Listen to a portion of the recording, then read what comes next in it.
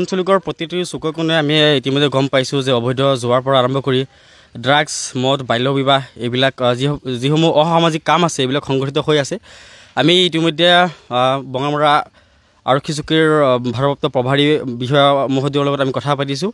ইতিমধ্যে এই বিষয়ে আমি আলোচনা কৰিছোঁ আৰু আমি আঞ্চলিকৰ প্ৰতিটো চুকে কোণে আমি সভা আয়োজন কৰি আছোঁ।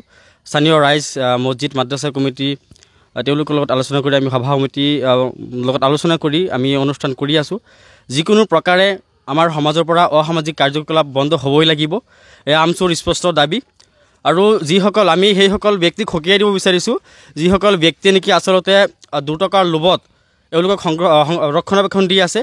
এছাম থানাৰ দালাল আছে, এওঁলোকে আমি দেখা পাইছোঁ যে অবৈধ যিসকল ব্যক্তি অবৈধভাৱে জুৱা খেলৰ নামত মানে জুৱা খেল খেলি আছে বা বাল্য বিবাহ কৰোৱাই আছে, এওঁলোকক এছাম থানাৰ দালালে ৰক্ষণাবেক্ষণ দি আছে। গতিকে এই সামগ্ৰিক ঘটনাৰ বিষয়ে আমি ইতিমধ্যে গম পাইছোঁ আৰু বঙামৰা আৰক্ষী ছাৰৰ লগত আলোচনা কৰি আমি খুব কম দিনৰ ভিতৰতে আমি জাননী প্ৰেৰণ কৰিম। গতিকে আমি সোণাপুৰ আঞ্চলিকৰ প্ৰতিজন সচেতন ৰাইজৰ সহযোগ আমি কামনা কৰিছোঁ। ধন্যবাদ।